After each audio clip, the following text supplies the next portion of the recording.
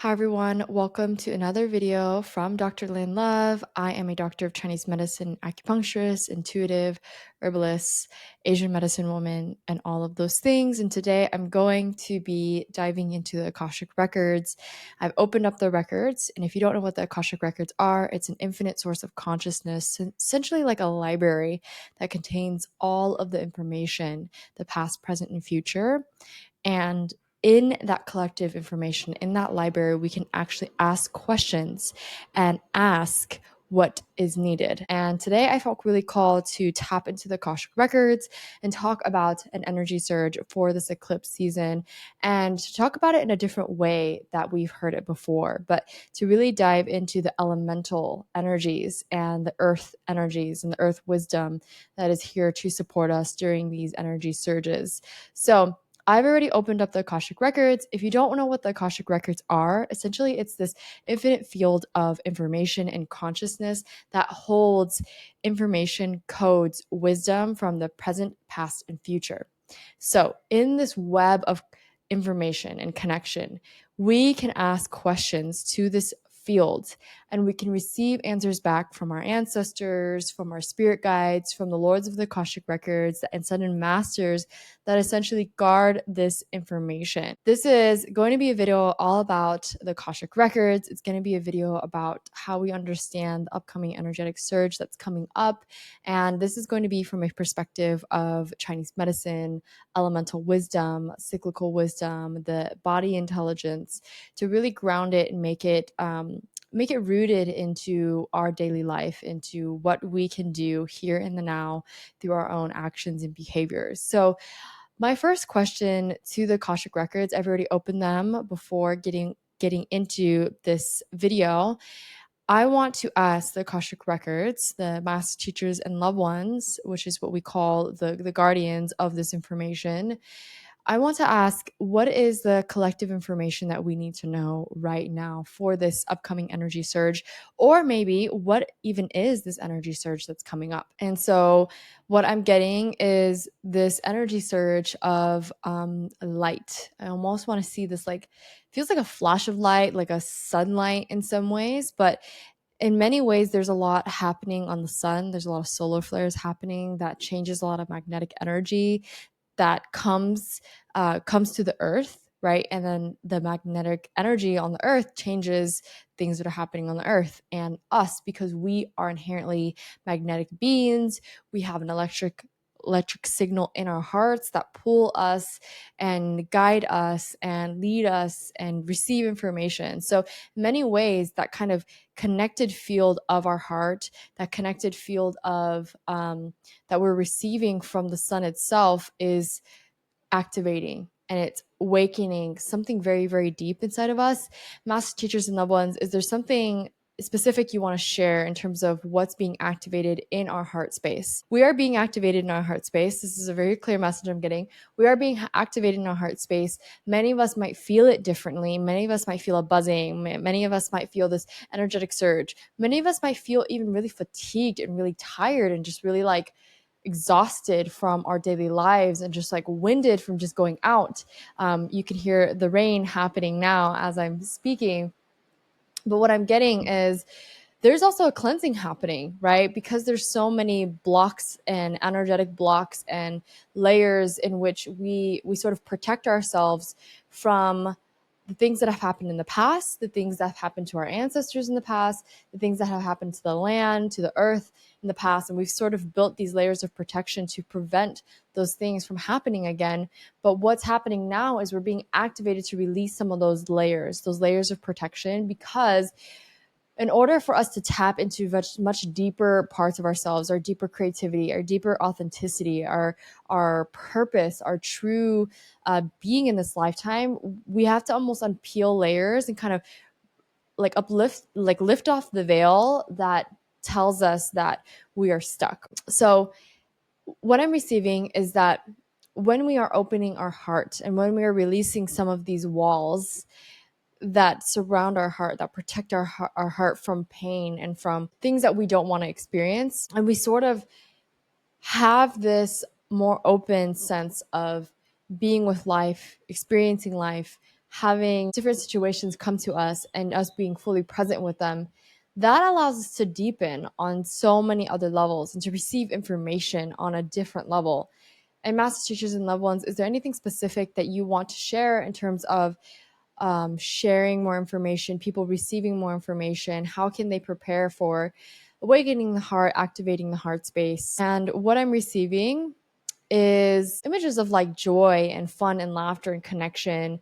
I'm receiving images of like going out and being in the sun and enjoying nature and enjoying adventures with friends and with company and with people. And when we are able to feel love in our life and we're able to feel the support around us in our life, we begin to tap into those deeper places of connection and deeper love, and we resource ourselves. So this is a really important thing too, that resourcing, meaning that we find our support system and we find this deeper connection within ourselves of that support system. So even if that support system is not there with us, even if maybe our support system consists of a team of our friends and family and our pets and professionals that help us, all these things, even if they're not physically there, we can connect to these images of where we had good memories with these people or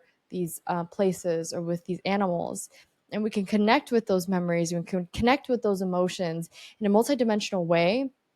We can resource before we dive into our life. And this is a good practice to do even early in the mornings. If we connect to a sense of happiness and support and love and a genuine love, that is really powerful. And that can be done through any sort of practice that connects us to a higher guidance, spiritual guidance, such as like goddesses or deities, or any sort of archetypes that teach us unconditional love and forgiveness and truth and all of these things that are beautiful, that they kind of show us the way of embodying those things. And so, master teachers and loved ones, is there anything you want to say on the Akashic Records itself?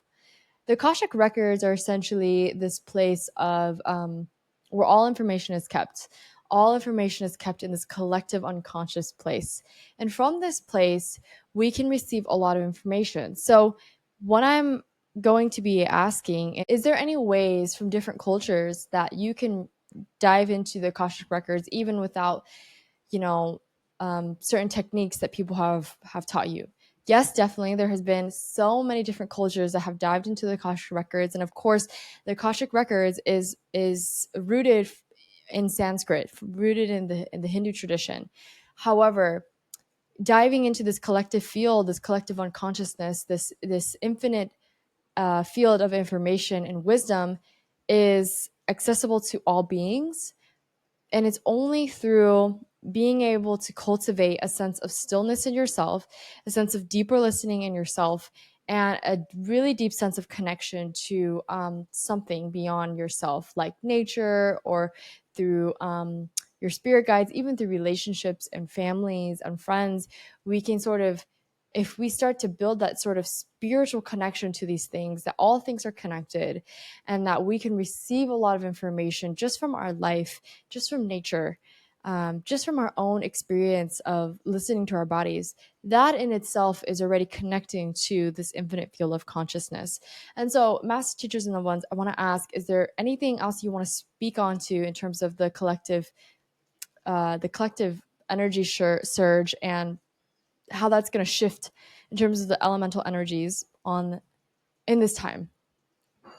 So what I'm receiving is that there is going to be an increase. So in traditional Chinese medicine, we look at all four seasons.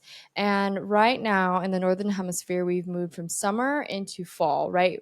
Between that time, there's about 15 to 18 days in between the seasons where we have this pivot, this energy pivot.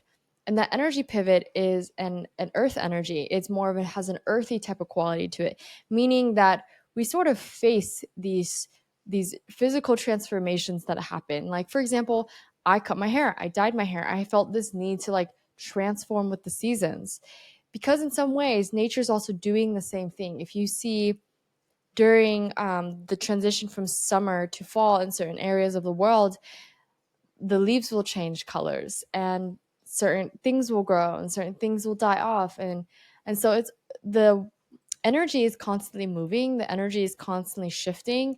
But during this like 15 to 18 days is a pivot.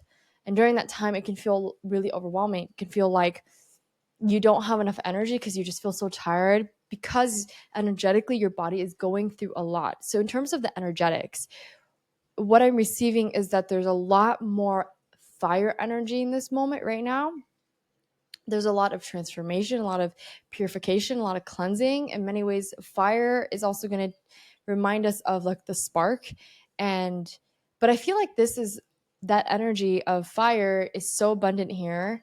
I'm almost like kind of visually like a pie chart or circle. And the fire element is probably like 60% of that whole chart. And what that is telling me is that there is a lot of fire here, a lot of yang energy. Yang energy is the energy of the sun. It's the energy of putting yourself out there, of the forward moving energy. It most related to the planet Mars and kind of going after and getting the things that you want and really being assertive. And that energy is most abundant right now in the world. And I also want to say, when that happens, when energy shifts, that also shifts energy in a different place. So we also want to say that there is other elements that are included here. From a traditional Chinese medicine point of view, there is fire, wood, water, earth, and metal or air. So during this time, if we're going into fall, this is more of a metal season, meaning that during this time, we are going to have an increase of metal, increase of air energy, and we are going to have a decrease in that yang energy. So yang is at its fullest, and then once yang hits its fullest point, then it begins to decrease. And then yin, the opposite energy of yang, which is more about resting, regeneration, it's more of the moon's energy, right? That energy is going to be growing now. And so, what is important during this time is to understand that your nervous system is also highly based off energetics. And so, we are also feeling that on a nervous system level, like the height of yang, the height of active energy, the height of the summer energy. And we're going to want to incorporate more yin type activities. So, more resting, more introspection, more discernment, more kind of like conserving your energy more for the winter time. And this is really important. So we want to do more things that are watery element based or more earth element based, being out in nature, putting your hands in the soil, going on garden walks, hiking, really being with nature, really observing what's shifting in terms of the seasons. On a water level, it's increasing your water intake, it's adding electrolytes in your water, it's making sure that you are connecting with the certain herbs and things that or even fruits and vegetables that feel really nourishing for you during this time.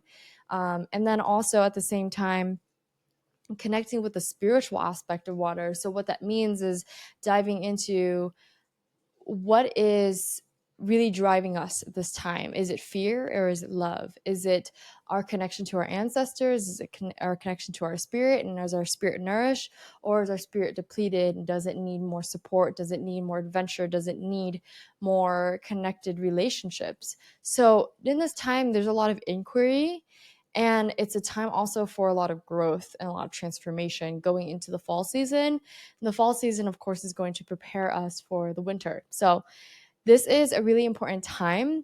And I want to also say, with master teachers and loved ones here, is there anything else you want to share in terms of this energetic update, energetic surge of energies and the elemental wisdom in terms of this time right now? What I'm receiving is that there's also, this is what one thing I forgot, is that wood energy, and that the wood energy is really important here, because this is a time also to really think and rethink and revision and rework some visions and some projects and some creative ideas that we have in this time. This is actually a really good time to use all that yang energy, all that fire energy, to put towards creating a vision, to put towards either initiating it, sparking it, or making sure it goes through into completion. Because when we go more into that yin energy, it's going to be more about introspection. It's going to be more about taking more moments to just be present and be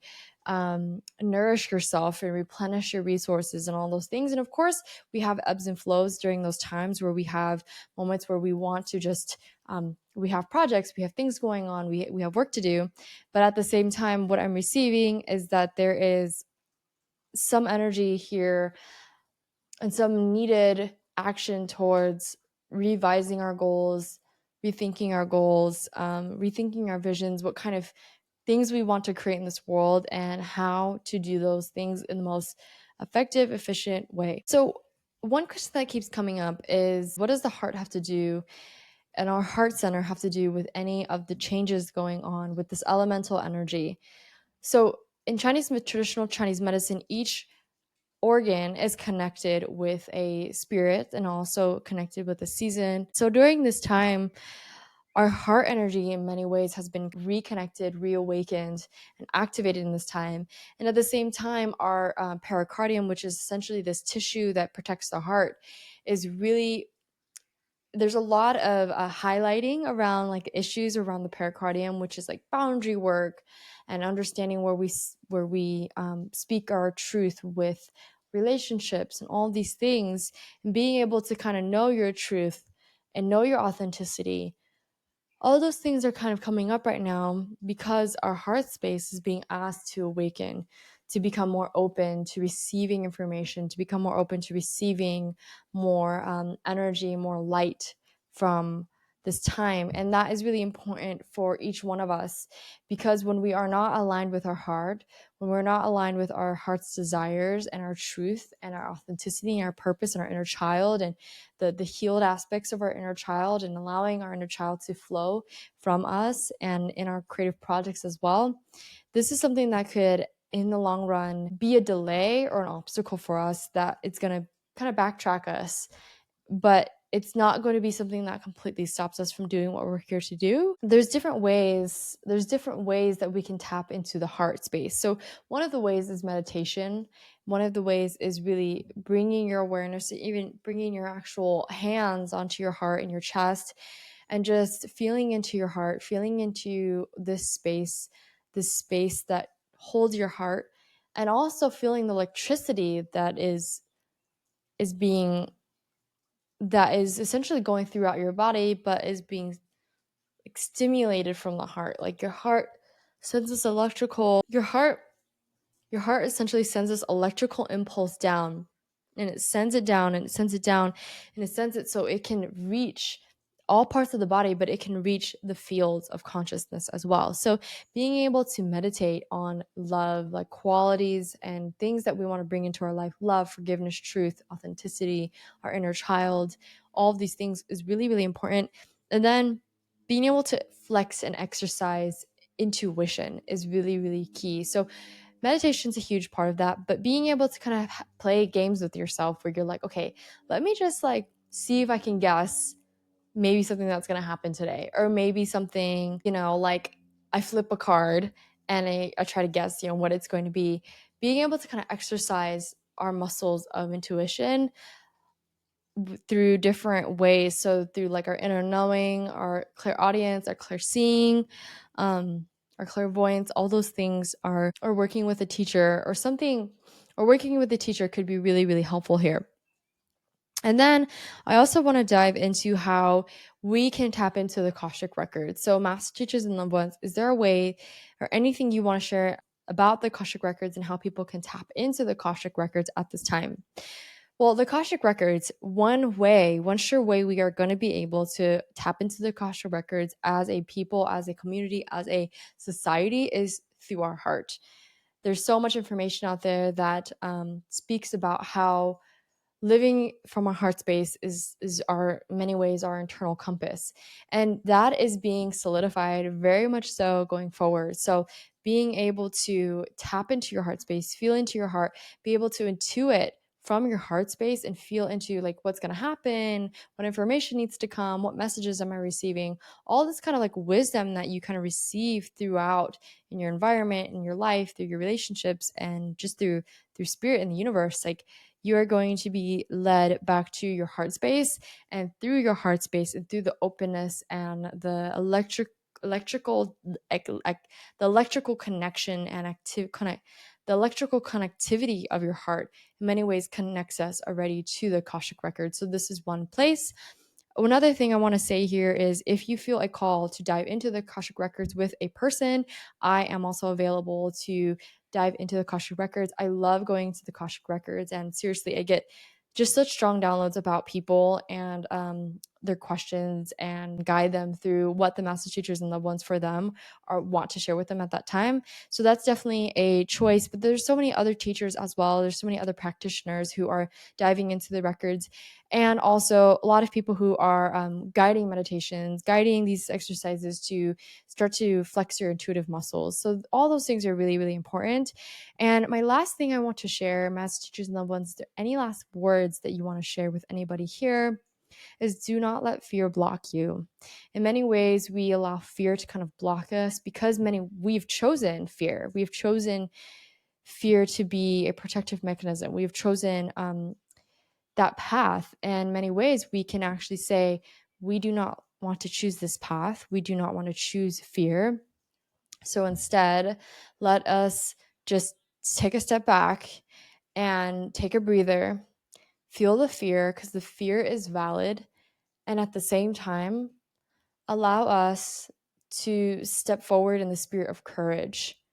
And even if that doesn't feel like it's possible, fake it. Or picture yourself, or picture the version or the teacher or the role model or even the image of somebody that you look up to, or a character or some sort of energy archetype that you really love before you move through that thing in your life. And in some ways that will help you make the connection that you have the courage in yourself to do it, because you see this other part of you also doing it, this other role model to you doing it as well. So these are all things that you can dive into on your own, for your own journey. And I want to thank you so much for joining me here, talking to you about the Akashic Records and sharing the energetics of this time, because this is such an important time right now. We're about to get into the lunar eclipse in Pisces, and definitely feeling that energy. And if you liked anything here, please like and subscribe. And if anything resonated, please do share. I love hearing people's feedback. I love hearing what people received in this. And I will catch you on the next video. Take care.